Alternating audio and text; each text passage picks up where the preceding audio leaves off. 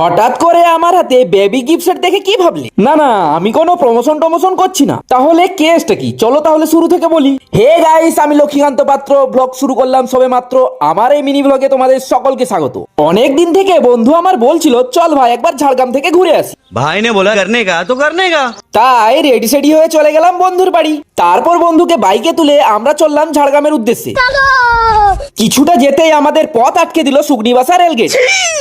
তারপর আমরা চটপট করে পৌঁছে গেলাম ঝাড়গ্রাম পৌঁছে আমি চলে গেলাম চন্দ্র টেলার্স। সেখানে আমার একটা ড্রেস তৈরি করতে দেওয়া ছিল, সেটা ওখান থেকে নিয়ে নিলাম। তারপর একটি দোকান থেকে নিয়ে নিলাম আর্ট পেপার আর চারকোল পেন্সিল। তারপর দেখি বন্ধু আমার রেগে গিয়ে কোঠরোটে যাযাবরের মতো ঘোরাঘুরি করছে। আসলে ওর জন্যই আসা, কিন্তু এখনো ওর কিছু নেওয়া হয়নি তাই।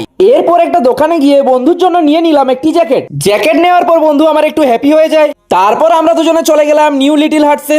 সেখান থেকে আমরা নিয়ে নিলাম একটি বেবি গিফট সেট। আসলে আমাদের এক বন্ধুর ছেলের অন্নপ্রাশন আছে, ওর জন্যই এটা নিলাম। তোমরা যদি তার অন্নপ্রাশনের মিনি ব্লগ দেখতে চাও তাহলে কমেন্ট করো নেক্সট পার্ট। দেখা হচ্ছে নেক্সট ভিডিওতে, ততক্ষণের জন্য বাই।